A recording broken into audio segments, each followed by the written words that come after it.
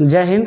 तो आइए आज हम लोग क्लास 10th में हिस्ट्री का पहला चैप्टर यूरोप में राष्ट्रवाद का पार्ट नंबर चौथा आज हम लोग पढ़ेंगे। और अभी तक हम लोग 3 पार्ट में अभी तक हम लोग क्या कहते हैं कि फ्रांस का तीनों क्रांति जो है उसको हम लोग क्या किए हैं, अभी तक पढ़ लिए। ठीक है। अब जो है आज हम लोग पढ़ने वाले हैं इटली का एकीकरण। फ्रांस के बगल में ही इटली है, यूरोप महादेश में इटली है, इटली का राजधानी रोम है। और ये इटली भी क्या था, बहुत सारे भागों में टूटा हुआ था। और इटली जो है इसका बहुत सारे जो राज्य हैं उस पर ऑस्ट्रिया देश का कब्जा था। तो इटली भी फ्रांस का देखा देखी क्या किया, अपने सभी राज्यों को एक करना शुरू किया, जिसको हम लोग एकीकरण कहते हैं। तो आज वही हम इटली किस तरह से टूटा हुआ था और किस तरह से एकीकरण हुआ और किस किस ने इसमें योगदान दिया, इस चीज़ को आज क्या करेंगे, हम लोग समझने का प्रयास करेंगे। ठीक है। तो देखिए, सबसे पहले देखेंगे हम लोग यहाँ पे कि जब नेपोलियन का पतन हुआ, उसके बाद जब वियना सम्मेलन हुआ ऑस्ट्रिया का मेटरनिक चांसलर के मेजबानी में, तो उसमें क्या किया गया कि नेपोलियन ने क्या किया था, इटली के बहुत सारे राज्य को जीत करके उसको एक कर दिया था। ठीक है। तो जिसमें कि क्या हुआ, वियना सम्मेलन के द्वारा क्या किया गया, वियना सम्मेलन की उपलब्धि आप लोग पढ़ लिए हैं, लेकिन इटली का एकीकरण अगर हम लोग को पढ़ना है तो इसलिए इसके लिए एक बार और हम लोग को क्या करना होगा कि वियना सम्मेलन जो हुआ उसका उपलब्धि को हम लोग क्या करेंगे, एक बार और देखना पड़ेगा। वियना सम्मेलन में क्या किया गया, देखिए। तो वियना सम्मेलन की उपलब्धि नंबर 1, इटली पर अपना अधिकार रखने के लिए उसे कई राज्यों में क्या कर दिया, विभाजित यानी बांट दिया। ठीक है। इटली को कितने भागों में, बहुत सारे भागों में क्या कर दिया गया, बांट दिया गया।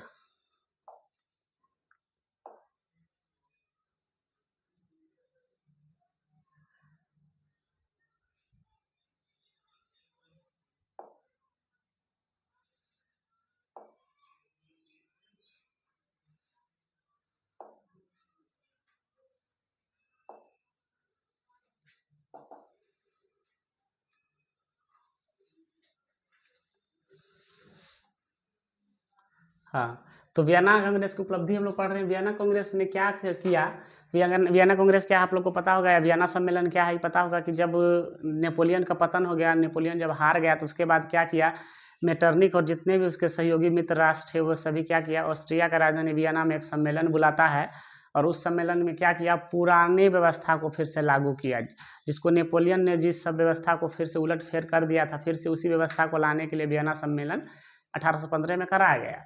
और इसका क्या सफलता रहा, क्या उपलब्धियां रहा, इसका जो सफलता रहा, सबसे पहले क्या किया, जो इटली जो पड़ोसी जो एक देश है, वो इटली पर क्या किया गया, उस इटली पे क्या किया,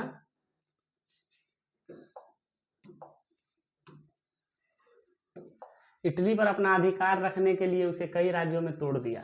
देखिए, वियना कांग्रेस ने इटली को क्या किया, बहुत राज्यों में तोड़ दिया था, पहले ही आप लोग पढ़ लिए। इसके बाद देखिए सिसिली और नेपल्स। सिसिली और नेपल्स आप पूछेगा क्या है, तो देखिए सिसिली और नेपल्स इटली का राज्य है।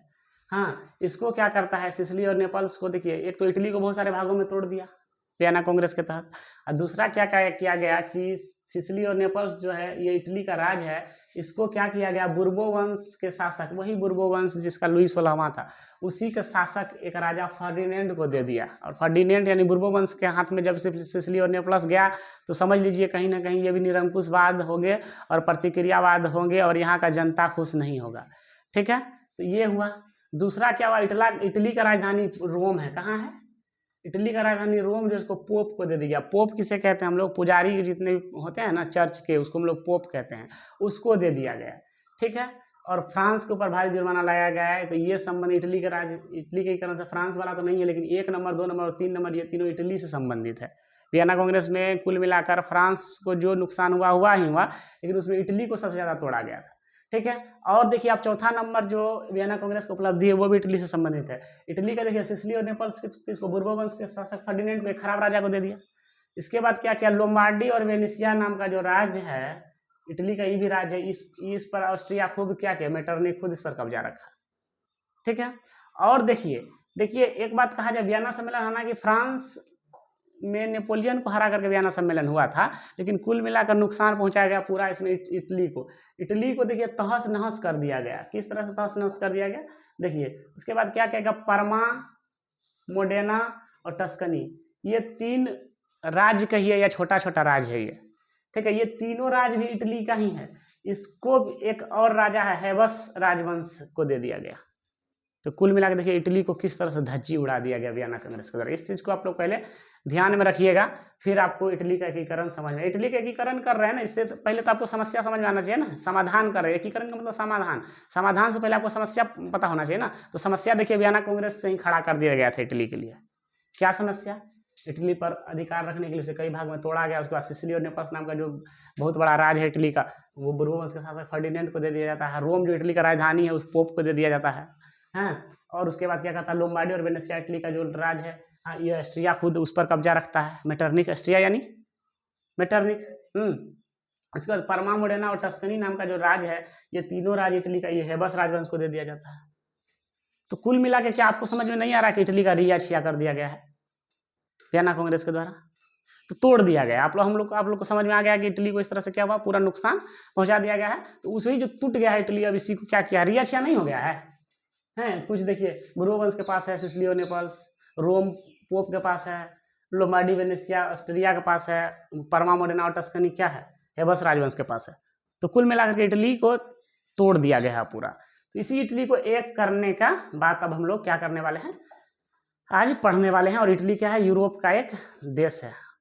ठीक है, ये आप लोग क्या किया समझ गए।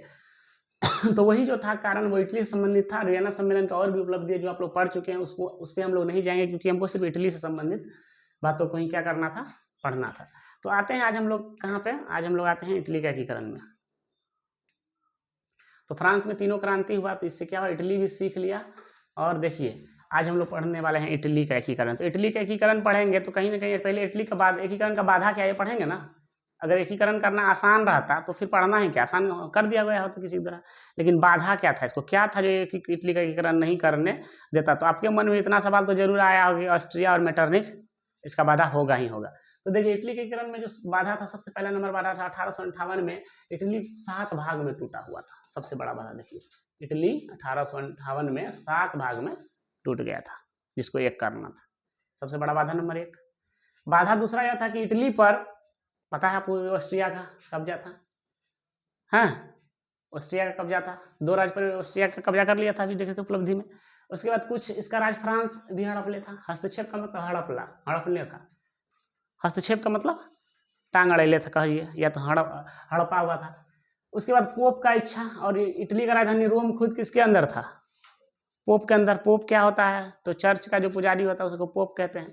तो वो सब पोप का इच्छा था इटली का एकीकरण हो, लेकिन कैसे हो, पोप सब चाहता था मेरे हिसाब से उसके नेतृत्व में हो, धर्म के दृष्टिकोण से हो। लेकिन इटली का जनता नहीं चाहता था कि इटली का एकीकरण धर्म के दृष्टिकोण से हो। ठीक है, राजनीतिक दृष्टिकोण से वह करना चाहता था।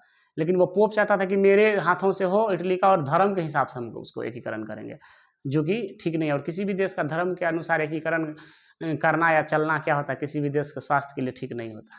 तो देखिए बाधा समझ में आया आप लोग को कि नहीं, बाधा समझ में आ गया, बाधा समझ में आ गया क्या नहीं। चलिए, बाधा अगर आप लोग को समझ में आ गया तो हम लोग क्या करते हैं, आगे बढ़ते हैं। इसमें कोई सा शब्द जो आपको समझ में नहीं आया, तो देखिए हस्तक्षेप का मतलब टांग अड़ाना या हड़पे रहना। ठीक है, अब पोप जो है इसका इच्छा था कि हम धर्म के दृष्टिकोण से करें, अपने नेतृत्व में करें, नेता हम रहे, लेकिन ये सब वहाँ के जनता को मंजूर नहीं हुआ, और ये बाधा था। और चलिए, अब बाधा था तो अब पढ़ेंगे कि इटली के एकीकरण में सहायक तत्व क्या हुआ, सहायता क्या सब किया। ठीक है, बाधा तो ये सहायक भी कुछ हुआ होगा, जो हिम्मत बढ़ाया होगा वहाँ के लोगों को एकीकरण करने के लिए। तो ये सहायक तत्व में देखिए, ये सब जो है इटली के एकीकरण में बाधा, ये भी अपने आप में 2 नंबरिया क्वेश्चन है। सहायक तत्व भी अपने आप में 2 नंबरिया क्वेश्चन। क्या सब है जो इटली के एकीकरण को सहायता दिया, अर्थात दम दिया, बल दिया, उत्साह दिया, प्रोत्साहन दिया। तो देखिए सबसे पहला जो बाधा, उसको क्या किया, सहायता दिया, वो सबसे पहला था राष्ट्रवादी विचारधारा का प्रभाव। क्योंकि राष्ट्रवादी विचारधारा यूरोप में बढ़ रहा था, फ्रांस में तीनों क्रांति हो रहा था, तो बगल में जब पड़ोसी इटली है तो उस पर प्रभाव तो पड़ेगा कि नहीं, इटली अछूता रहेगा, इससे नहीं रहेगा। तो सबसे बड़ा राष्ट्रवादी विचारधारा बढ़ रहा था, तो इटली के लोगों के मन में भी आया कि हम मेरा जो देश क्यों 7 टुकड़ा में टूटा रहेगा, मेरा देश भी एक हो फ्रांस की तरह। हाँ, तो ये सबसे बड़ा। दूसरा, फ्रांसी क्रांति के प्रभाव, हम पहले ही बता दिए, फ्रांस में जब क्रांति हो रहा था, पड़ोसी को देखते हैं, पड़ोसी के यहाँ बदलाव होता है। पड़ोसी का बच्चा अगर पढ़ने जाता है ना, तो दूसरा पड़ोसी भी अपना बच्चा को स्कूल में नाम लिखवा देता है। तो यहाँ फ्रांस में जब हुआ, उस क्रांति का प्रभाव जो है, तीनों क्रांति जो है, इसका कुल मिला के प्रभाव इटली के लोगों पर भी पड़ा कि हम लोग भी क्या करें, ऐसा कुछ करें। ये सहायता दूसरा हुआ। आपको पता होगा कि नेपोलियन जब फ्रांस का राजा बना था, नेपोलियन बोनापार्ट, महान सेनापति विश्व का, तो वो सभी साम्राज्यवादी हो गया था। वो सबको जीत करके क्या करता, सबका एकीकरण कर रहा था, सबका भला करना चाह रहा था। पता है कि नहीं बात। आप लोग पहले पढ़ चुके। तो इटली को जीता था नेपोलियन बोनापार्ट, इटली को भी क्या कर लिया था, जीत करके एक कर दिया था। इटली विजय के बाद नेपोलियन द्वारा इटली को पूरे इटली को 3 राज्य में बना दिया था। नेपोलियन जब फ्रांस का वह राजा बना था, लुईस उलामा को क्या करके काट करके, हाँ, तो वो क्या क्या था, पूरे इटली को जीत करके इटली को मात्र 3 राज्य बना दिया था। देख लीजिए नेपोलियन बोनापार्ट कितना अच्छा काम कर रहा था। कहीं ना कहीं 3 राज्य, सिस्पाइन, लिगुलियन और ट्रांसपेडेन, यही 3 राज्य में पूरा इटली को 3 राज्य बना दिया था। सब इटली को जीत लिया, जितना भी भाग में टूटा हुआ था सबको 3 राज्य बना दिया था। कहीं ना कहीं एकीकरण कर दिया था, भलाई कर दिया था। और इसीलिए तो भी जब नेपोलियन बोनापार्ट को हराया तो उसके बाद मेटरनिख पूरा कहा नहीं, नेपोलियन बोनापार्ट ने एक किया, फिर इसको क्या करो, तोड़ो। देखे, कुछ बुर्बो वंश को दे दिया, कुछ हेबर वंश को दे दिया और कुछ अपने पास रख लिया। ऑस्ट्रिया कुछ राज्य को इटली को तोड़ दिया, क्योंकि नेपोलियन का सपना था एक करना, उसको तोड़ दिया पूरा इटली को। तो समझ में आ रहा है ना। तो दूसरा सहायक तत्व क्या हुआ कि नेपोलियन ने इसको 3 भाग में कर दिया था पहले। ठीक है, 3 कौन कौन सा राज्य में, सिस्पाइन, लिगुलियन और ट्रांसपेडेन में इटली जब जीता था नेपोलियन, उस समय ये कर दिया था। चौथा क्या था, वियना कांग्रेस द्वारा 2 राज्य पिडमाउंट और सार्डिनिया के एकीकरण। वियना सम्मेलन जब हुआ था, इसमें इटली का 2 राज्य पिडमाउंट और सार्डिनिया जो है इसको एक कर दिया था। वियना सम्मेलन में सब एक राजा को दे दिया था। ठीक है, वो भी हो गया दूसरा कारण है। इसके बाद क्या होता है, इसके बाद देखिए मेटरनिख की प्रतिक्रियावादी सोच। मेटरनिख का सोच भी ठीक नहीं था, जिससे जनता सब उससे छुटकारा पाना चाहता था, इसलिए आंदोलन के लिए क्या था, तैयार था। उसके बाद नागरिक आंदोलन। नागरिक आंदोलन क्या हुआ कि वहाँ 1820 से लेकर 1830 यानी 10 साल के बीच वहाँ के नागरिक सब, जनता सभी बहुत सारा आंदोलन किया, जिसका कुछ सहायता मिला इटली के एकीकरण में। ठीक है, और सबसे बड़ा इटली का 3 विभूति, विभूति कहें तो महान आदमी। किसी भी देश में आंदोलन करने के लिए वहाँ कुछ न कुछ महान आदमी पैदा होते हैं। ठीक है, जैसे हमारे देश में भी पैदा हुए बहुत सारे। ठीक है, उसी तरह से इटली में भी 3 महान आदमी पैदा हुए, जिसमें एक का नाम है मेजनी, उसका नाम है, दूसरा है काउंट काबूर और तीसरा है गैरीबाल्डी। ये तीनों नेता, राष्ट्रभक्त, देशभक्त, ये तीनों का योगदान भी क्या रहा, सहायक तत्व रहा। ये तीनों अगर नहीं होता तो इटली का एकीकरण नहीं होता। तो इटली के एकीकरण में सहायक तत्व आप लोग को समझ में आया कि नहीं आया, बताइए। समझ गए आप लोग? चलिए, इसको अगर समझ गए तो क्या करते हैं हम लोग, आगे बढ़ते हैं। ये रहा इटली के एकीकरण में सहायक तत्व। अब देखते हैं, तो इटली के एकीकरण में सहायक तत्व में आप लोग देखे इतना क्या सब था। सबसे पहला था क्या, फ्रांसीसी प्रभाव, राष्ट्रवादी विचार था। दूसरा फ्रांसीसी क्रांति का प्रभाव। तीसरा इटली को जीतने वाले नेपोलियन इसको 3 भाग में कर दिया था। वियना कांग्रेस द्वारा पिडमाउंट सार्डिनिया के कर देना। मेटरनिख का प्रतिक्रियावादी सोच, नागरिक आंदोलन, इटली का, और इटली का सबसे मेन कौन था, इटली का 3 कहिए धरती पुत्र, मेजनी, काबूर और गैरीबाल्डी। ये तीनों आदमी, यही तीनों के बारे में हम लोग क्या करेंगे, क्या करके पढ़ेंगे, इसने किस तरह से योगदान दिया। तो सबसे पहले हम लोग किसके बारे में पढ़ेंगे, मेजनी, जिसका नाम पूरा नाम है जोसेफ मेजनी। इसका पूरा नाम क्या है, तो देखिए, देखते हैं आप लोग मेजनी के बारे में, मेजनी कौन था। तो देखिए, जोसेफ मेजनी, पूरा नाम जोसेफ मेजनी। जन्म 1805, मृत्यु 1872। इसका जन्म जेनेवा में हुआ था। मेजनी को इटली के एकीकरण का मसीहा कहा जाता है। यहाँ से ऑब्जेक्टिव आता है कि इटली के एकीकरण का मसीहा किसे कहा जाता है, मेजनी को कहा जाता है। इटली के एकीकरण का मसीहा कहा जाता है। यह कर्मठ का मतलब होता है जो अपने काम से मुकरे नहीं, जो कह दिया सो कर देगा। दशरथ मांझी जब तक तोड़ेंगे नहीं तब तक, ये भी कह दिया जब तक इटली का एकीकरण करेंगे नहीं तब तक छोड़ेंगे नहीं। ठीक है, ये कर्मठ कार्यकर्ता था, साहित्यकार था, ये लेखक भी था अपने आप में। ठीक है, और दार्शनिक भी था, देश दुनिया घूमता था, सभी चीज का ज्ञान था, और एक योग्य सेनापति था, और सबसे बड़ा बात तो सेना का लीडर भी था। ठीक है, एक साथ इतना गुण था मेजनी में, इतना महान आदमी था। ठीक है, याद रखना है हमेशा कि इटली के एकीकरण का मसीहा किसे कहा जाता है, जोसेफ मेजनी को। मेजनी 1831 में यंग इटली और 3 साल 1834 में यंग यूरोप नामक संस्था बनाता है। ये 2 संस्था बनाता है, और ये संस्था में सैनिक सबको बहाल करता है, क्योंकि ये जानता था कि लड़ करके ही इटली का एकीकरण क्या होगा। क्योंकि इटली के एकीकरण में विरोधी में कौन है, ऑस्ट्रिया है। ऑस्ट्रिया बहुत मजबूत देश है, उसका चांसलर कौन है, मेटरनिख, जिसने नेपोलियन को हरा दिया। तो वो बहुत ताकतवर है, तो उससे लड़ने के लिए लोहा लेना पड़ेगा, अर्थात हथियार के बल पर ही लड़ना होगा। इसके लिए सेना तैयार करना होगा। तो सेना तैयार करने के लिए इसने 2 सभा बनाया। 2 तरह का क्या बनाया इसने, सभा, 2 तरह का इसने संगठन बनाया, जिसमें सबसे पहला 1831 में बनाया क्या, यंग इटली। यंग इटली का स्थापना कब हुआ जी, सवाल पूछा जाता है कब हुआ, तो 1831 में। किसने किया, मेजनी ने किया। मेजनी का पूरा नाम जोसेफ मेजनी। पूछेगा उसके बाद 1800, उसके बाद यंग यूरोप नामक संस्था का गठन किसने किया, उसी ने किया, जोसेफ मेजनी ने। कब किया, 1834 में किया। ठीक है, ये सवाल यहाँ पे यंग इटली और यंग यूरोप। यंग इटली में देखिए, यंग इटली में सिर्फ इटली के आदमी को सेना बनाया था, यंग यूरोप में तो पूरा यूरोप के लिए सेना बना रहा था, पूरा यूरोप महादेश से आदमी सबको बहाली करके ले रहा था उसमें। हाँ, तो 2 संस्था बनाया और इसमें बहुत सारा सैनिक वैनिक हुआ। और मेजनी का संबंध कार्बोनरी से था। यहाँ पे देखिए बहुत बड़ा ऑब्जेक्टिव यहाँ भी है, पूछता है ऑब्जेक्टिव में, मेजनी का संबंध किससे है, कार्बोनरी से। मेजनी का संबंध किससे है, कार्बोनरी से मेजनी का संबंध था। 1830 में मेजनी के आंदोलन को मेटरनिक ने क्या किया, मेजनी बहुत सारा पूरा जोर शोर से आंदोलन किया। इसने 2 पार्टी बना करके, यंग इटली और यंग यूरोप के द्वारा बहुत सारे लोगों को अपने साथ लेकर के कार्बोनारी भी कार्बोनारी एक क्या है, एक संस्था है। हाँ, ये गुप्त संस्था था। गुप्त संस्था था मतलब ये क्या करता था, जितना भी निरंकुश राजा होता था ना, जो लोकतंत्र का विरोधी होता था, निरंकुशवादी होता, उस सब पे छुप करके अचानक हमला करके मार देता था।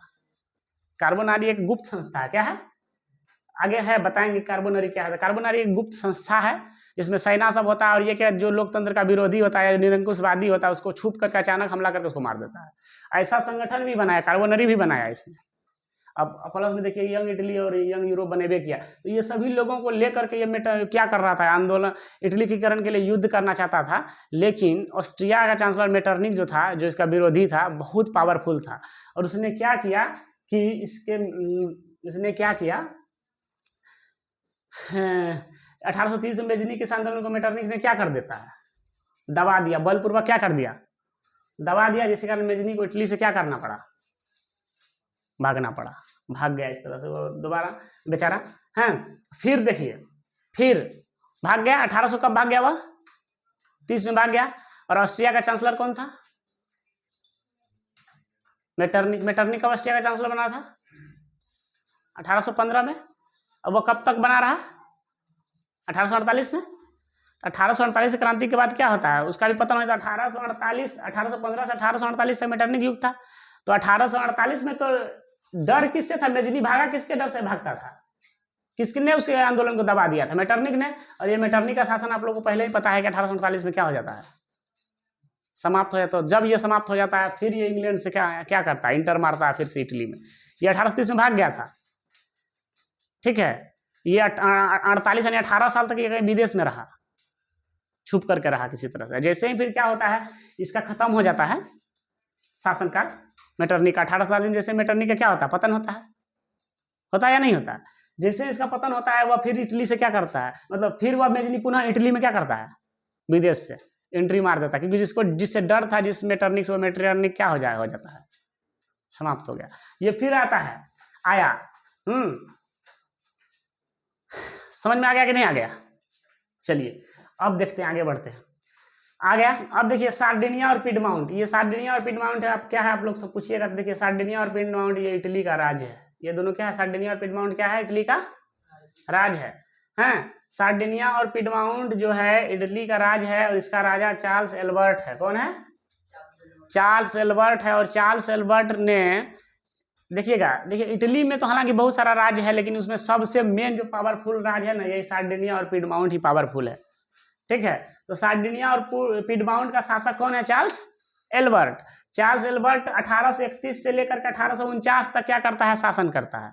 कहाँ पे, इटली पे नहीं, इटली पे नहीं, क्योंकि इटली टूटा हुआ है। इटली का 2 राज है पावरफुल, जिसका नाम है एक सार्डिनिया, दूसरा पिडमाउंट। पिडमाउंट और सार्डिनिया का शासक चार्ल्स एल्बर्ट 1831 से 1849 तक क्या करता है, शासन करता है। चलिए, तो ये भी चाहता है कि एकीकरण हो। ये भी क्या चाहता है, चार्ल्स एल्बर्ट चाहता है कि इटली एकीकरण हो, लेकिन यह चाहता है कि अपने हिसाब से, हम अपने हिसाब से करें। तो पोप चाहता है अपने हिसाब से, ठीक है, धार्मिक आधार से करें। तो इस तरह से इटली का एकीकरण कोई चाहता है, एल्बर्ट चाहता है हम अपने हिसाब से करें। सार्डिनिया पिडमाउंट का राजा, जो सार्डिनिया पिडमाउंट इटली का राज है, उसका राजा एल्बर्ट, जिसने कि सार्डिनिया पिडमाउंट 1831 से 1849 तक शासन किया, ये चाहता है कि हम अपने हिसाब से करें।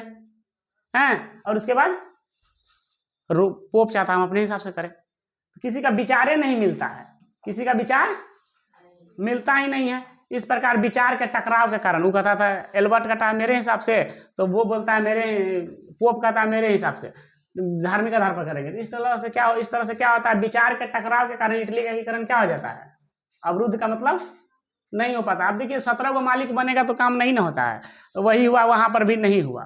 ठीक है, अवरुद्ध हो गया, यानी रुक गया। मेजनी को फिर से बेचारा को भागना पड़ा, फिर से मेजनी का सपना पूरा नहीं हुआ, फिर से मेजनी को इटली से एक बार और क्या करना पड़ता है।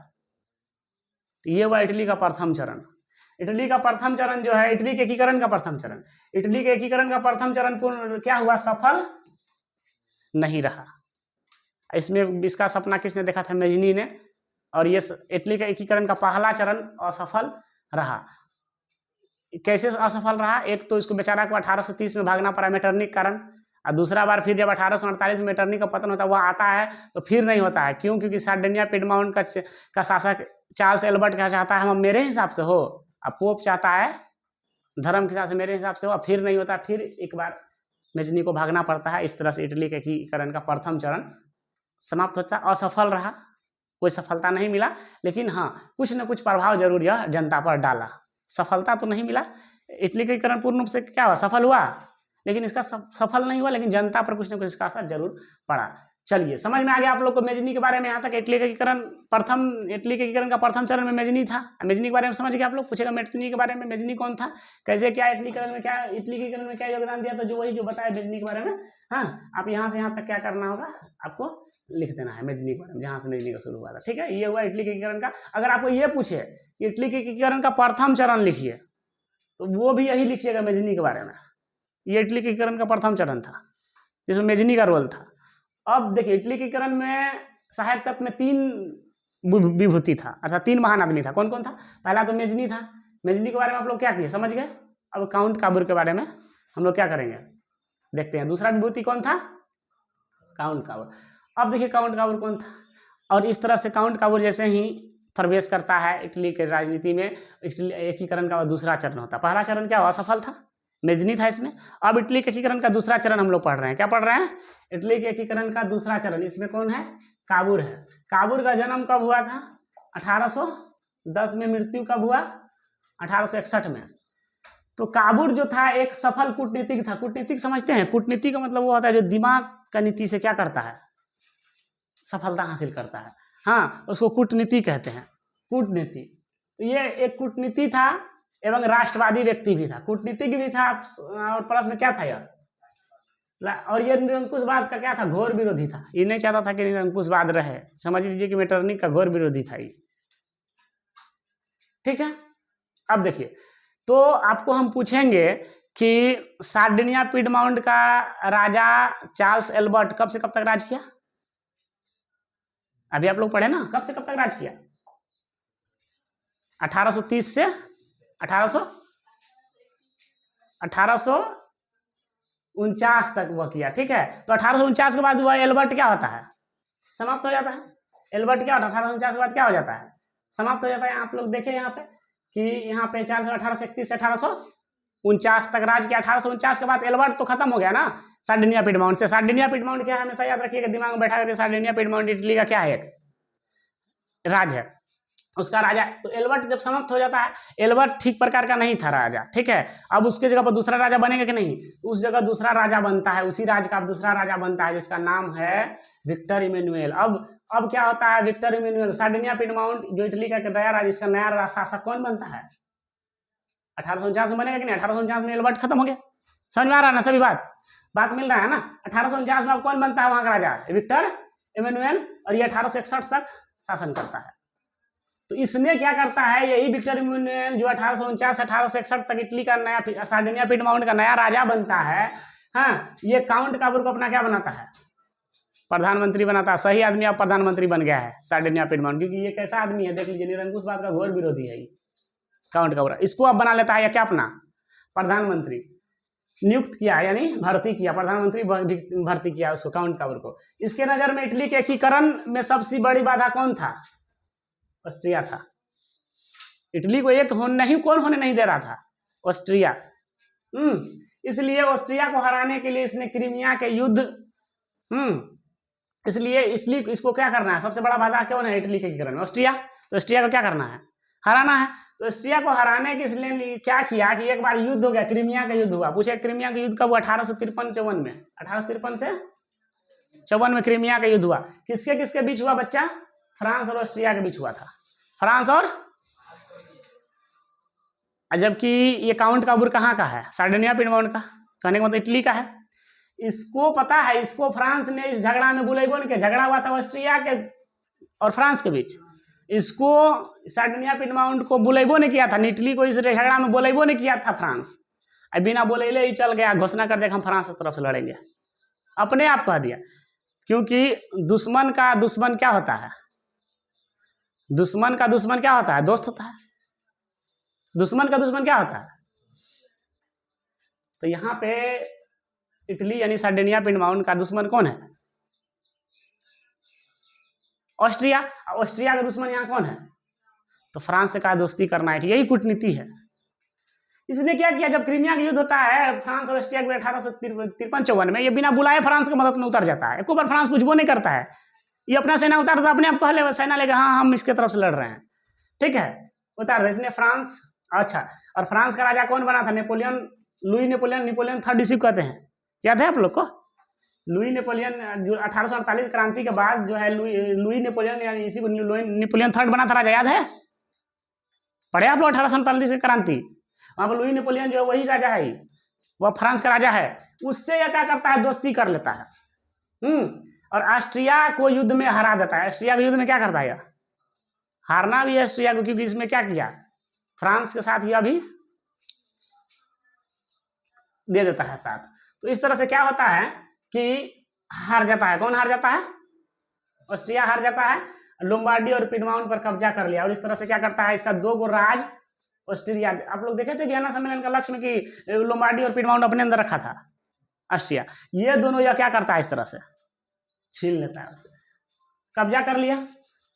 अब युद्ध में मदद करने के बदले नीस और सेवाय नामक 2 प्रांत फ्रांस को दे देता है, और ये अपना 2 राज्य किसको दे देता है। और इस युद्ध में फ्रांस ने मदद किया, अगर फ्रांस मदद नहीं करता तो क्या ऑस्ट्रिया को हरा पाता, विक्टर इमैनुअल या काउंट काबूर या कहीं नहीं, मतलब सार्डिनिया पिडमाउंट क्या हरा पाता, Sardinia Piedmont Italy, Sardinia Piedmont राज है ना इटली का, जहाँ का शासक कौन है, विक्टर इमैनुअल, उसका प्रधानमंत्री काउंट काबूर। तो इसने क्या करता है, जीत 2 राज्य अपना क्या करता है ऑस्ट्रिया से। सबसे बड़ा बाधा कौन किसको समझता था यार, ऑस्ट्रिया को। और ऑस्ट्रिया को हराने के लिए इसने फ्रांस को बिना बताए उसका लड़ाई में कूद जाता है उसकी तरफ से, और 2 राज्य अपना उससे छोड़ा जाता है। और बदले में क्या करता है, ये 2 राज्य अपना नीस और सेवाय नाम का 2 राज्य फ्रांस को देता है कि आप मेरा मदद किए इसलिए लीजिए 2 राज्य आपको। क्योंकि देखिए इटली के में बाधा में क्या था, ऑस्ट्रिया है, फ्रांसो है, लेकिन सबसे बड़ा ऑस्ट्रिया को हटाना समझता था। तो इस तरह से ऑस्ट्रिया को क्या करता है, वहां से लोमांडी और पिडमाउंट को क्या करता है, जीत लेता है, कब्जा कर लिया। तो इस पे जब कब्जा कर लिया तो युद्ध में मदद करने के बदले इसने अपने क्या किया, 2 राज्य क्या कहते, देखो यहाँ पे आप कहिएगा कि जो सार्डिनिया पिडमाउंट का राजा पहले से है, ये है विक्टर इमैनुअल, उसका प्रधानमंत्री काउंट काबूर। तो फिर जीत करके सार्डिनिया पिडमाउंट ही पिडमाउंट कैसे ले लिया, तो पिडमाउंट का कुछ हिस्सा ले ले, कुछ हिस्सा, इसी ज्यादा हिस्सा यही है, कुछ हिस्सा ही लिया था जिसको जीत लिया। समझ में आ रहा है यहाँ पे, इस चीज को नहीं थोड़ा सा दिक्कत नहीं होती, यहाँ भी सार्डिनिया पिडमाउंट का राजा है वो, फिर लिथियो को लोम्बार्डी और पिडमाउंट कैसे ले लिया, तो पिडमाउंट का कुछ राज था उसके पास जो वह ले लिया, ठीक है। चलिए कब्जा कर लिया, तो युद्ध में जब फ्रांस ने मदद किया इसके बदले उसको 2 राज देता है, कितना राज, नीस और सेवाय नाम का 2 राज दे देता है। राज नहीं है, प्रांत है, राज नहीं देता है, इलाका है। प्रांत का मतलब राज नहीं होता है, कुछ इलाका, कुछ समझिए 1-2 जिला बराबर उसको दे देता है। इसको देने से इसका बहुत बुरा हुआ काउंट काबूर का इटली में, कि ठीक नहीं किया, इटली का अपना 2 गो इलाका दे दिया किसको, फ्रांस को, बहुत बुरा हुआ। लेकिन ये दिमागी लोग था, इस बुराई से ही विचलित नहीं हुआ। वैसे भी कहा 2 गो प्रांत दे दिए तो क्या हो गया, कौन सा तुम्हारा इटली अभी एक है पूरा पूरा। अगर 2 गो नीस और सेवाय दे करके अगर पूरा इटली एक हो जाए तो ये भी क्या है, अगर एक आदमी का गर्दन काट करके 100 का जान बचाया जाता तो 100 का एगो गर्दन काट देने में कौन बुराई है। तो उस तरह से इसका बुराई भी हुआ नीस और सेवाय देने के कारण, लेकिन इसने इससे घबराया नहीं, ठीक है। तो इस तरह से क्या करता है, 2 लोम्बार्डी और पिडमाउंट पर कब्जा कर लेता है, और नीस और सेवाय 2 राज्य किसको दे देता है, फ्रांस को, राज बोला जाता है, प्रांत दे दिया, प्रांत मतलब इलाका बस दिया, राज नहीं, पूरा राज नहीं, दे देता है। और इस तरह से क्या होता है कि 1862 तक 1862 तक क्या करता है, दक्षिणी इटली, वेनेसिया और रोम को छोड़कर बाकी रियासत का विलय कर लिया। और इस तरह से 1862 तक क्या करता है काउंट काबूर, दक्षिणी इटली का मतलब क्या हुआ, दक्षिणी इटली का मतलब क्या हुआ, देखिए ये देखिए इटली है, दक्षिणी इटली का मतलब हुआ ये सब, ठीक है। अब वेनेसिया ये हुआ, ठीक है, ये वेनेसिया हुआ, ये दक्षिणी इटली, यहां से इधर क्या हो गया, दक्षिणी इटली। और ये राजा कहाँ का था, विक्टोरिया में, सार्डिनिया पिडमोनी, ये देखिए सार्डिनिया है और ये क्या है, पिडमोनी। ही का राजा कौन था, विक्टर इमैनुअल। और इसी का प्रधानमंत्री कौन था, काउंट काबूर। तो ये तो खुद है, ये है। तो इटली देखिए इतना बड़ा है, लेकिन सबसे पावरफुल राज्य यही है, क्योंकि यहाँ का राजा विक्टर इमैनुअल है, इससे पहले चार्ल्स अल्बर्ट था। यही मेन इटली पावर, इटली इतना बड़ा, लेकिन पावर में यही इटली का दो राज रहा है, सार्डिनिया पिडमोंट। एक कलर है दोनों का। तो यहाँ का राजा विक्टर इमैनुअल था, इसी ने किसको प्रधानमंत्री बनाया, काउंट काबूर को। काउंट काबूर एक कूटनीतिक था, और उसने क्या किया, यहाँ पे फ्रांस है, इधर फ्रांस है, ये फ्रांस और इधर ऑस्ट्रिया है, इसमें होता है युद्ध। इसका जो है लोम्बार्डी और वेनेसिया, इस पर कब्जा कौन कर लेता है, यही कर लेता है ऑस्ट्रिया, ये दोनों राज्य पे। और इस युद्ध में फ्रांस के इसमें कूद गया है, और क्या करता है, ये दोनों राज्य को जीत लेता है। और नीस नाम का राज और सेवाय नाम का राज, देखिए यहाँ पे नीस और सेवाय, प्रांत देता है, राज नहीं। या नीस नाम का देखिए छोटा सा इलाका जो काला रंग में है यहाँ, ये छोटा सा इलाका किसको दे देता है, वह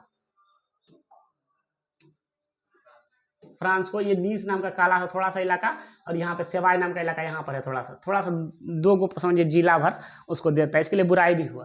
तो अगर दो को इतना इलाका दे करके अगर इतना बड़ा राज अगर उसके सहयोग से लड़कर लोम्बार्डी और वेनेसिया जीत जाता है, तो क्या कोई घटा है, लेकिन इसका बुराई हुआ, लेकिन ये बुराई से डरा नहीं। तो इस तरह से क्या कहा कि 1862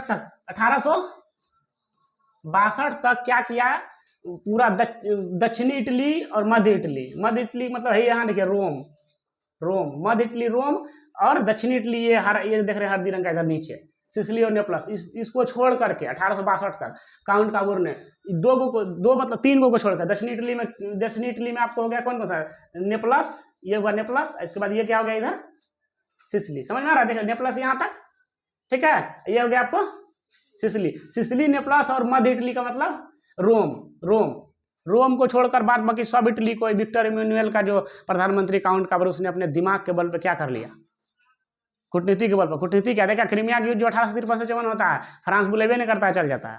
और जो 2 राज्य जीत करके ले आता है, उसके बदले में थोड़ा छोटा 2 को इलाका देता है, नीस और सेवाय। तो इस तरह से देखिए बहुत बड़ा काम कर दिया कि नहीं काउंट काबूर। तो काउंट काबूर नहीं होता था, क्या हो जाता है एकीकरण। मेजनी बेचारा का तो क्या, प्रथम वो तो असफल रहा, भागना ही पड़ा 2 बार उसको, ठीक है।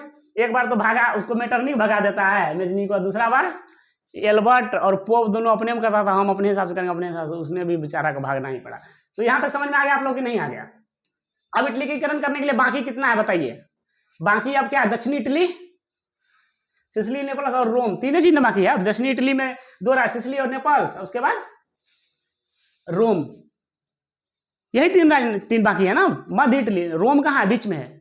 कोई इसी भी देश का ज्यादातर राजधानी बीच में होता है, ज्यादातर देशों का राजधानी कहाँ होता है, बीच में ही होता है देश का। तो ये रोम भी देखिए कहाँ पर है, पूरा देखिए सेंटर में है, यहाँ पर है, देखिए इधरों देश इटली है, इधरों है, हाँ इधरों इटली है, यहाँ बीच में देखिए यहाँ रोम है। और इधर दक्षिणी इटली में 2 राज्य है, हाँ ये सिसिली है, ये नेपल्स है, ये रोम है। 3 चीज अब बाकी है एकीकरण के लिए। बाद बाकी 1862 तक में काउंट काबूर ने बाद बाकी सभी काम को क्या है, फरिया दिया है। इतना क्या समझ में आ रहा है आप लोगों को, पूरा साफ की नहीं, कोई दिक्कत तो नहीं। चलिए तो आगे बढ़ते हैं अब। तो देखिए हाँ, दक्षिणी इटली और वेनेसिया भी अभी बाकी है, ये वेनेसिया अभी भी क्या है, बाकी है। दक्षिणी इटली का मतलब सिसिली, नेपल्स और रोम, और एक वेनेसिया भूल गए, वेनेसिया, ये भी अभी क्या है, बाकी है। 4 राज्य को छोड़ करके बाद बाकी सब इटली का एक कर दिया है। किसने कर दिया है, विक्टर इमैनुअल कहिए या काउंट काबूर कहिए या सार्डिनिया पिडमाउंट का राजा कहिए, उसने क्या किया है, वेनेसिया, दक्षिणी इटली का 2 राज्य और रोम, इसको छोड़ करके सभी को 1862 तक एक कर दिया है। चलिए दक्षिणी इटली जिसमें सिसिली और नेपल्स आता है, वेनेसिया जो ऊपर में था, और रोम जो बीच में, इसको छोड़कर बाकी रियासत यानी राजाओं का विलय मतलब मिला लिया अपने में, क्या कर लिया, काउंट काबूर ने मिला लिया। अपनी कूटनीति के बल पर इसने इटली के समस्या को पूरे यूरोप का समस्या बना दिया। और अपनी कूटनीति के दिमाग के बल पर इसने इटली का जो समस्या था वो पूरे यूरोप का समस्या बना दिया। कैसे? तो जब क्रीमिया के युद्ध 1853-54 में हुआ ना, तो उसने ऑस्ट्रिया क्या हुआ, बुरी तरह से हार गया और दोनों राज्य जीत अपना छीन लिया ये ऑस्ट्रिया।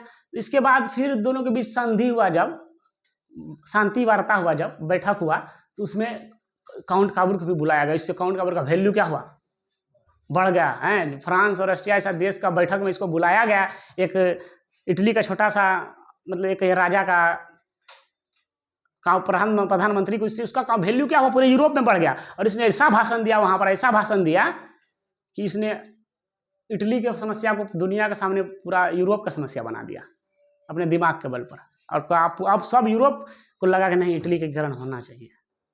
और अभी भी वेनेशिया पर किसका कब्जा है, ऑस्ट्रिया सब कब्जा है। ये वेनेशिया, दक्षिणी इटली और रोम, 4 को छोड़ के बाद में सब इटली एक 1862 तक हो चुका था। चलिए समझ में आ गया। इसने इटली की समस्या को बना दिया। अब देखिए, अब इटली के एकीकरण में तीसरा विभूति कौन था, गैरीबाल्डी। मेजनी पढ़ लिए, काउंट का, अब गैरीबाल्डी के बारे में लोग देखिए। तो गैरीबाल्डी क्या था, देखिए गैरीबाल्डी इसका जन्म 1807 में होता है, मृत्यु 1882 में होता है। यह पेशे से, पेशा का मतलब काम होता है, यह नाविक था। नाविक मतलब नाव का चलाता था, बहुत सारा नाव का ठेकेदार होगा ये। पेशे से नाविक था, नाव चलाने का काम करता था। और बहुत महान आदमी है ये, वर्ल्ड हिस्ट्री में ये बहुत महान आदमी है। और मेजनी यानी गणतंत्र, मेजनी जो था किसको मानता था, लोकतंत्र मानता था। और मेजनी के विचारों का समर्थक था, मेजनी को विचार को यह मानता था। और मेजनी का विचार क्या था, गणतंत्र यानी लोकतंत्र, डेमोक्रेसी, जिसमें सरकार हो, वैसा विचार था मेजनी को। मेजनी के विचार का समर्थक था ये।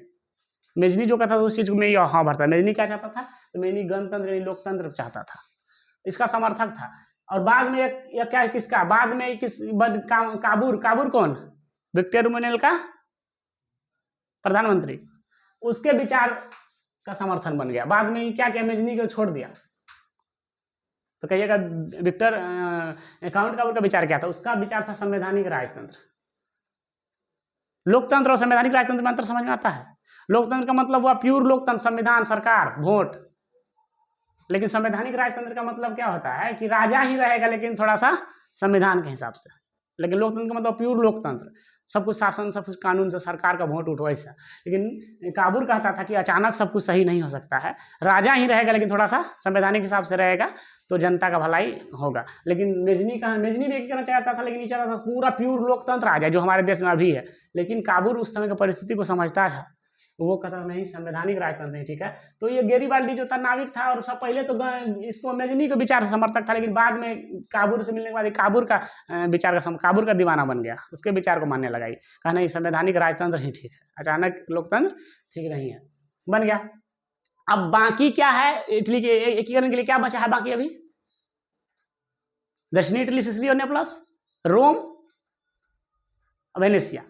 अब ये गैरीबाल्डी क्या करता है, सिसिली और नेपल्स जो नीचे का 2 राज है, सिसिली और नेपल्स, नीचे का जो राज है, ये जो आप हल्दी रंग में देख रहे हैं, ये इधर ठीक है, ये देख लीजिए, ये हो गया आपको सिसिली, क्या ये हो गया आपको, ये हो गया सिसिली, ये सिसिली है, ये हो गया नेपल्स। ये दोनों पर हमला बोल दिया, ये अपना सेना बना, अपना पैसा से सेना बनाया ये, और इस पर हमला कर देता है दोनों से। इधर ऊपर से एकीकरण काउंट काबूर कर ली था, इधर बचल था, इधर नीचे इस पर हमला कर देता है। क्या कर देता है, हमला कर दिया। हाँ, और इसने क्या करता है, सिसिली, गैरीबाल्डी सिसिली और नेपल्स आक्रमण कर वहां जीत लिया, और जीत कर वहां लोकतंत्र स्थापित कर दिया अपने बल पर। देखिए क्या आदमी है, क्या महान लोग है, वहां गणतंत्र की स्थापना कर दिया गैरीबाल्डी। अब बचा क्या था एकीकरण के लिए, रोम।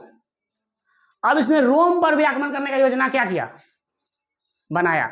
और लेकिन बता देते हैं कि रोम में कौन रहता था, पोप सब रहता। पोप मतलब दुनिया का ईसाई सबका जो जितना पादरी सब होता है ना, सब जैसे हम लोग का मूल होता है मौलवी और पंडित, वैसे वो सब होता है, वह सब वहाँ रोमे में रहता था, उसका सेंटर रोम था।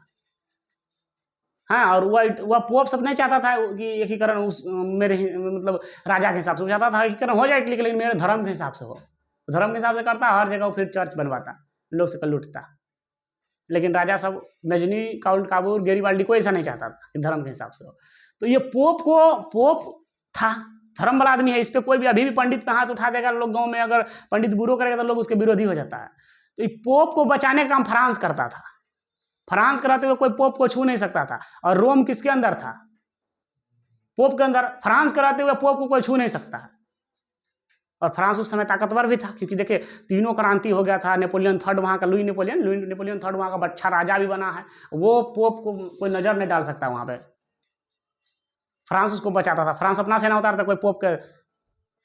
लेकिन गैरिबाल्डी था पूरा भगत सिंह है, गर्म खून वाला आदमी था पूरा है। सिसिली नेपल्स को जीत लिया, लोकतंत्र बना दिया। अब कहा रोम को जीत लेंगे। रोम है तो क्या है, वो चर्च है तो क्या, पूजा पादरी है तो क्या, जीतेंगे उसको।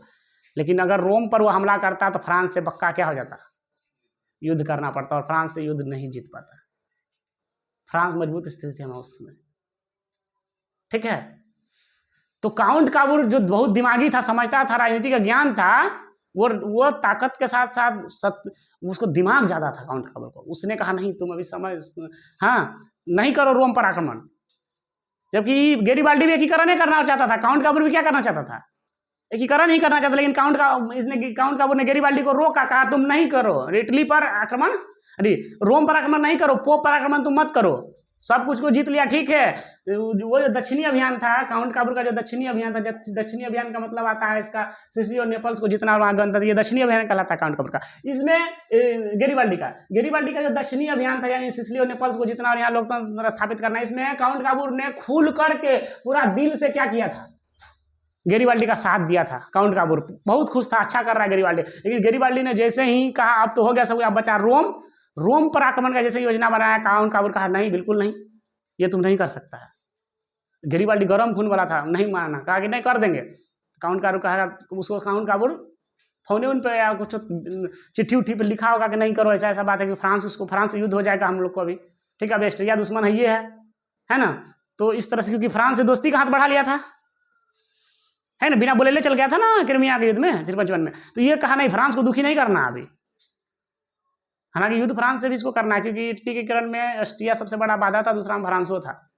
क्योंकि फ्रांस का राजा भी तो कुछ राज्य को जीत गया, क्योंकि फ्रांस का कुछ राज्य फर्डिनेंड को दे दिया गया था, तो उसको भी छुड़ाना है इसके पास से। तो क्या होता है यहाँ पे, इसका विरोध करता है गैरिबाल्डी का कि आप रोम पर हमला नहीं करो अभी तुम। लेकिन ये नहीं माना, ये हमला करता है। कहा तुम हमला करेगा तो आओ, तू रोम से बाद में लड़ना, फ्रांस तुमसे बाद में लड़ेगा, पहले काउंट काबूर कहा तुम हमसे पहले लड़ो। तो क्या दिमाग का बात समझना पड़ेगा तुमको। बस काउंट काबूर ने अपना सेना भेज दिया, गैरिबाल्डी के सामने युद्ध शुरू होने वाला था। इसी बीच में कहीं पे गैरिबाल्डी और काउंट काबूर का क्या हो जाता है, मुलाकात हो गया। और गैरिबाल्डी को समझाया काउंट काबूर, देखो ऐसा ऐसा बात है, फ्रांस उसको संरक्षण देता है, पोप को बचाता है, धर्म वाला बात है। वैसे भी दुनिया का सब लोग कहेगा पंडित को मारा है, बुरा नजर में हम लोग आ जाएंगे। जो भेड़ है पूरा इटली के कनिएटा बचल है, सिसिली नेपल्स तुम करिए लिया है, कनिएटा बचल है, उस समय का इंतजार करो। लोहा गर्म होगा तब मारेंगे, है कि नहीं। जब लोहा गर्म होता है तब चोट का असर होता है, ठीक है, रुको ना, करेंगे रोम को। समझाया पूरा काउंट काबूर, गैरिबाल्डी समझ गया, कहा ठीक है समझ गया। अब उसने क्या कहा, रोम पर आक्रमण का योजना को त्याग दिया। पहले नहीं मान रहा था, काउंट काबूर समझाया, नहीं समझा तो काउंट काबूर अपना सेना भेज दिया, कहा लो हम, फ्रांस दुखी हो जाएगा ना, तुम मेरा सेना से लड़ो पहले, तब तुमको अति होना, क्योंकि रोम इसको बचा रहा है, फ्रांस इसको बचा रहा है, फ्रांस से दुश्मनी भी कर नहीं सकते हैं। तब यह इसी लड़ाई के बीच में क्या होता है, गैरिबाल्डी का मुलाकात हो जाता है किससे हो जाता है, काउंट काबूर से। और इसने काउंट काबूर के समझाने पर इसने अपना आक्रमण की योजना को क्या करता है, त्याग देता है। तो समझ में आ रहा है ना, तो क्या कहता है, गैरिबाल्डी रोम पर आक्रमण की योजना बनाई, लेकिन काबूर से भेंट होने के बाद इस योजना को उसने क्या किया, त्याग दिया, मीन्स छोड़ दिया। और उसने जो जीता था, क्या सब जीता था, इटली क्या सब जीता था, इटली बोलते हैं, गैरिबाल्डी क्या सब जीता था, दक्षिणी इटली जीता था ना, सिसिली और नेपल्स। उसको जीते हुए सारे क्षेत्र को, दोनों राज्य को इसने किसको दे दिया, विक्टर एमुनुएल को। विक्टर एमुनुएल समझ रहे हैं, जिसका प्रधानमंत्री कौन है, काउंट काबूर। कौन है विक्टर एमुनुएल, कौन है, सार्डिनिया और पिनमाउंट का क्या है, शासक है, उसी का प्रधानमंत्री कौन है, काउंट काबूर। ये दोनों राज्य ही इटली में पावरफुल है, यही दोनों एकीकरण कर रहा है, ठीक है। ये पहले ही हो जाता, लेकिन चार्ल्स एल्बर्ट जो था ना, नहीं होने दे रहा था, अपने हिसाब से करना चाह रहा था। उसके मरने के बाद क्या होता है, 1849 में ये अच्छा राजा विक्टर एमुनुएल बना, तब होता है। ठीक है। तो देखिए ये दोनों राज को विक्टर इमैनुअल ने किसको दे देता है, वही काउंटे काबूर को दे दिया ना, एक तरह से विक्टर इमैनुअल को दे दिया था, काउंटे काबूर का काउंट काबूर विक्टर इमैनुअल का प्रधानमंत्री है। ये अपना दोनों राज दे देता है किसको, विक्टर इमैनुअल को, यानी कि यहाँ का राजा को, इटली को ही देता है ना, इटली का पावरफुल यही राज है दोनों, ठीक है, दे देता है। हैं क्या करता है, दक्षिणी इटली जो अपना जीता था, वो अपना पावर से जीत हासिल किया था, वो दे दिया। और जब दे दिया उसने, तो इसको विक्टर इमैनुअल ने कहा तुम वहां का राजा बन जाओ, हम तुमको क्या बनाते हैं। ये बेचारा नाविक था, कोनो अमीर आदमी नहीं था, ये अपना बल पे सेना बना करके लड़ करके दोनों राज जीता था। जीतने के बाद ये क्या किया, जब काउंट काबूर से भेंट होता है तो ये रोम पर आक्रमण करते हुए त्याग दिया और अपना सारा दोनों राज जीता हुआ सब राज किसको दे दिया, विक्टर इमैनुअल को दे देता है, अर्थात इटली को देता है एक होने के लिए। और विक्टर इमैनुअल कहता है कि तुम वहां का राजा बन जाओ, दोनों राज का राजा बनाते तुमको, लेकिन कहा नहीं हम राजा नहीं बनेंगे। इसने राजा बनाने का इसको प्रस्ताव दिया, मौका दिया, लेकिन ये राजा नहीं बना। और प्लस में इसका दोनों राज तो दिया ही दिया, प्लस में इसके पास जितना संपत्ति था, जितना कमाया था जीवन भर, सारा संपत्ति इसने इटली के नाम पर लिख दिया और थोड़ा सा जमीन लेकर के किसान करके अपना जीवन बिताया। इतना महान लोग इटली में जब पैदा होगा तो इटली के एकीकरण को कौन ऑस्ट्रेलिया रोकेगा कि कौन फ्रांस रोकेगा, कोई रोक सकेगा। इतना महान आदमी वहां पैदा हुआ कि जीता हुआ राज दिया ही दिया, अपना सारा संपत्ति देश को लिख दिया और साधारण किसान की तरह खेती बाड़ी करके जीवन गुजारा है। और तब जब हम लोग का भारत में अंग्रेज के खिलाफ लड़ाई हो रहा था ना, तो जब तब लाला लाजपत राय ने खुद इसका क्या किया था, जीवनी लिखा है गैरीबाल्डी का, और सुना रहा था लोगों से, देखो ऐसा इटली में ऐसा गैरीबाल्डी नाम का एक लोग हुआ था, देश को आजाद किया। और इसका जीवनी खुद भी अपना भारत में लाला लाजपत राय ने लिखा है, गैरीबाल्डी का, भारतीय स्वतंत्रता संग्राम के समय इसका जीवनी लिखा लाला लाजपत राय ने। इसको पढ़ के लोग से कहा ऐसा गैरीबाल्डी था इटली में, क्या देश का आज़ादी चाहेगा, कुछ छोड़ेगा नहीं, होगा। तो इस तरह से पूरा साधारण किसान की तरह जीवन यापन किया। लाला लाजपत राय ने स्वयं इसकी जीवनी लिखी है। लाला लाजपत राय हमारे भारत का इसका जीवनी, कैसा महान आदमी, राजा बनने का सपना दिया, राजा तक नहीं बना, अपना सब संपत्ति देश को दे दिया, दिया और अपनी सारी संपत्ति राष्ट्र यानी देश के नाम समर्पित कर साधारण किसान की तरह जीवन जिया। समझ गया। कुल मिला करके अब क्या बचा है, अब रोम बच गया है, क्योंकि दक्षिणी इटली क्या हो गया है, सब समझ में आ रहा है, समझ में आ रहा है कि नहीं, यहां तक आ रहा है। अब क्या हुआ है, अब रोम बच गया है, बच गया है कि नहीं। चलो अब कहानी थोड़ा सा हम आगे का क्या करते हैं देखते हैं, आओ हम लोग देखते हैं। स्टार पॉइंट में देखो यहाँ पे है, इसी बीच क्या होता है, इसी बीच, ठीक, इसी बीच 1871 में, 1871 का बात है, फ्रांस और परसा समझ में नहीं आता तुम लोगों को, बगल में एगो देश है जर्मनी, सबर करो, अभी जर्मनी के एकीकरण भी क्या करने वाले हैं, पढ़ेगा अभी थोड़ा देर में। तो फ्रांस, अब देखो सबसे बड़ा दुश्मन ऑस्ट्रिया था, हटा दिया फ्रांस की मदद लेकर के क्रीमिया के युद्ध में। अब कौन है बचा हुआ, फ्रांस बचा है, कुछ राज फ्रांस के पास है इसका। नीस और सेवाय नाम का भी 2 प्रांत इसको दे ले था, वो भी तो लेना है। तो फ्रांस बच गया अगर खाली दुश्मन। देखो कूटनीति इसी का था, पहले दोस्ती किया उससे, अब खुद इसको अब लड़ेगा, अब मजबूत बन गया है ना, क्योंकि अब जो सार्डिनिया पिडमाउंट यानी विक्टर इमैनुअल मजबूत बन चुका है, क्योंकि इधर सिसिली नेपल्स भी जीत जात के कौन दे दिया है उसको, गैरीबाल्डी दे दिया। अब पावर में आ गया, ये अपने आप इतना पावर कि अब किसी को हरा सकता है। उस समय कमजोर था, इसीलिए किसको रोका था, ये गैरीबाल्डी को रोका था, रोम पर आक्रमण मत करो। अब क्या करता है, इसी बीच में बाबू 1871 में फ्रांस और परसा क्या है, जर्मनी का एक राज है। जर्मनी जैसे कि इटली का सबसे पावरफुल राज तो बहुत, इटली में सबसे पावरफुल राज कौन है, सार्डिनिया पिडमाउंट, कौन सा राज है, सबसे पावरफुल राज कौन सा इटली का, सार्डिनिया। देखो ये हुआ तुमको सार्डिनिया, ये हुआ पिडमाउंट, लिखा पिडमाउंट सार्डिनिया। हाँ, तो उसी तरह से जर्मनी में भी बहुत सारे, जर्मनी इधर ऊपर में है, इटली है, देखो इसके इधर जर्मनी है, ठीक है। इसका भी हम लोग पढ़ेंगे इसके बाद अगले पार्ट में। तो ये क्या होता है कि इसी बीच 1871 में किसके बीच युद्ध हो जाता है, 1871 में किसके बीच युद्ध हो जाता है, फ्रांस और परसा के बीच। ऐसा ही मौका में रहता है कि फ्रांस को मारेंगे, अभी नहीं मारेंगे, विक्टर इमैनुअल को मारना है उसको, लेकिन थोड़ा सा जब लोहा गर्म होगा तब मारेंगे, और लोहा गर्म हो चुका है। फ्रांस का युद्ध हो जाता है किसके साथ, परसा क्या, जर्मनी का बहुत पावरफुल राज है, उसके साथ युद्ध हो जाता है। युद्ध शुरू हो गया। अब क्या हो गया, अब युद्ध में फ्रांस चला गया।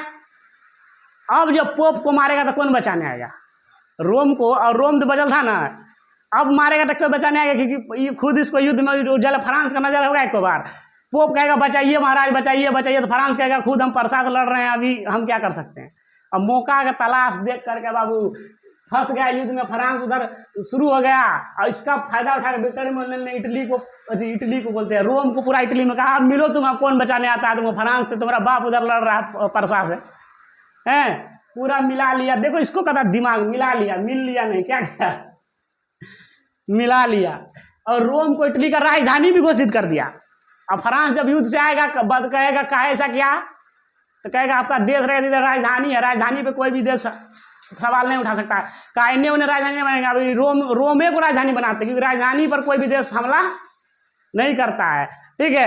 अब क्या किया, राजधानी घोषित कर दिया, बनाया तो बनाया, राजधानी घोषित कर दिया रोम को। और तब फ्रांस जब आया होगा उस युद्ध के बाद देखा ये क्या हो गया, हम लोग करेंगे तो कैसे, तो राजधानी बना चुका है उसको। दिमाग इसी को कहता है कि नहीं है। हाँ, इस प्रकार 1871 में इटली का एकीकरण पूरा क्या हो गया,